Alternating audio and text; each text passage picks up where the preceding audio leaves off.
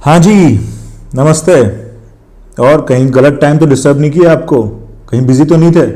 तो फ़ोन पे लगे होंगे आप। और ज़िंदगी में आजकल लाइक कमेंट शेयर के अलावा बच क्या गया है? भाई हमारा धर्म है कि हमारी फीड में जितनी भी पोस्ट आए हमने उन सबको देखना है, स्क्रॉल करना है ऊपर नीचे और अंधाधुंध लाइक कमेंट शेयर, है ना।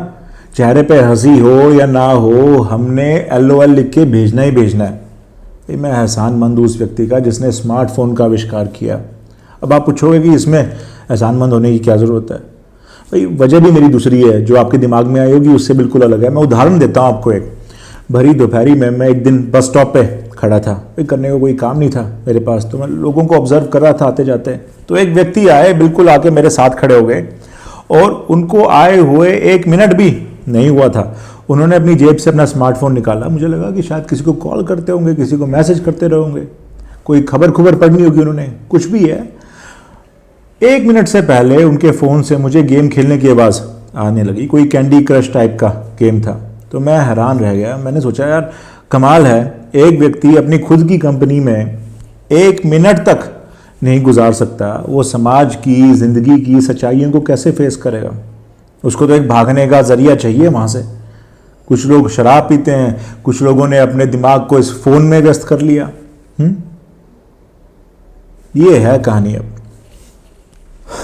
जो ये समाज की समस्याओं से डिस्ट्रैक्शन की कहानी है ना, कि ये टीवी पे कॉन्टीन्यूसली वेब सीरीज़ देखते रहना, फ़ोन में लगातार यूट्यूब पे लगे रहना, दुनिया जहान की सोशल मीडिया की ऐप्स का इस्तेमाल करना, शराब पीना, स्मोक करना और टीवी पे मैच देखना, लाइव कॉन्सर्ट्स में जाना, ये सिर्फ एंटरटेनमेंट नहीं है।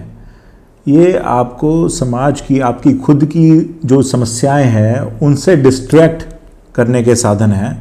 और इन पे हम किसी और दिन बात करेंगे। मैं आज उस चीज़ की बात कर लेता हूँ जिसके लिए मैंने वीडियो बनाया है। मुझे याद है, मैं कुछ दिन पहले, एक मेरे मित्र हैं, बहुत ही सीनियर हैं उम्र में भी और वैसे भी ओहदे में भी, मैं उनसे बात कर रहा था। तो मेरी आदत है कि मैं जब भी किसी से बात करता हूँ तो मैं समाज की जो समस्याएं हैं मैं उनका वर्णन करना शुरू कर देता हूँ। मेरा ये मानना है कि कम से कम जब बात होती है तो हो सकता है कोई ऐसा सॉल्यूशन निकल के आ जाए कि जिससे थोड़ा बहुत सुधार ही हो जाए। बेशक एक व्यक्ति की ज़िंदगी में हो जाए, पर हो जाए। तो मैं उनके सामने, उन्होंने मुझे अलाउ किया कि मैं आधा घंटा पौना घंटा उनके सामने बोलता रहा। वो हूँ भी करते रहे। उन्होंने मेरी बात सुनी बड़े गौर से। और जब अंत में मैंने उनसे पूछा कि आपको क्या लगता है, आपका इसके ऊपर टेक क्या है, उन्होंने मुझे कहा कि यार मेरी ज़िंदगी में तो वैसे ही बहुत सारी समस्याएं हैं, तो मैं अपनी समस्याओं को देखूं या मैं समाज की समस्याओं को देखूं। तो मैं हैरान रह गया उनकी बात सुनकर। मैंने उनको ये कहा कि आप समाज का हिस्सा हो या आप किसी और ही प्लेनेट पे रहते हो। भाई आपकी ज़िंदगी, समाज में रहने वाले हर एक व्यक्ति की ज़िंदगी उस समाज की व्यवस्था के हिसाब से गवर्न होती है, उसके हिसाब से कंट्रोल होती है। आप तो अपने हिसाब से कुछ नहीं कर पाते।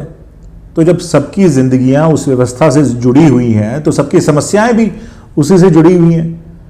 तो आपका ये कहना कि मैं अपनी समस्याओं का निदान करूंगा, मेरे को दूसरे की समस्या से कोई मतलब नहीं है, मैंने कहा उसके हिसाब से तो फिर कोई समस्या सॉल्व होगी नहीं। और एक बात और समझनी पड़ेगी कि अब ये कह देना कि भाई ये मेरी प्रॉब्लम नहीं है, ये किसी और की प्रॉब्लम है या उसकी प्रॉब्लम है, ये सिचुएशन जो है, ये जो नैरेटिव है बेसिकली, ये फैक्चुअली रॉन्ग है। क्यों? भाई किसी भी चीज़ को समझने के लिए आपको उसकी तह तक जाना पड़ता है। प्रॉब्लम जो होती है वो व्यक्ति विशेष फेस करता है, प्रॉब्लम उससे जुड़ी हुई नहीं होती, वो सिर्फ भुगत रहा होता है उस प्रॉब्लम को। तो ये कहना तो लॉजिकली गलत हो जाता है कि ये प्रॉब्लम मेरी है, ये प्रॉब्लम इसकी है ना। सॉल्यूशन जब निकलता है जब आप उस समस्या की तह तक जाते हो और उसको ठीक करने की कोशिश करते हो।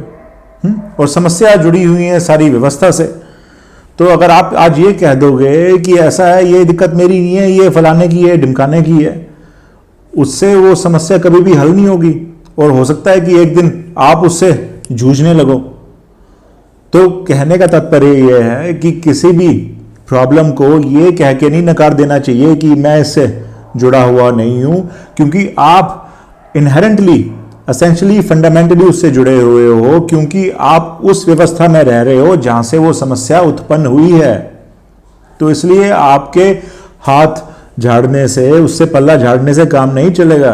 आपको वहां खड़े रहकर उन लोगों के लिए नहीं लड़ना आपको जिनकी वो समस्याएं आप सोच रहे हो कि उनकी है ना।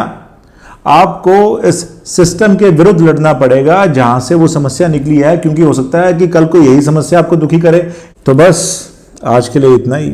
अब आप दोबारा से जिस चीज़ पे आप मेरा ये वीडियो देख रहे हैं, अगर देख रहे हैं तो आप उस पर दोबारा व्यस्त हो जाइए, यूट्यूब पे गाने सुनिए और बाकी चीज़ें करिए।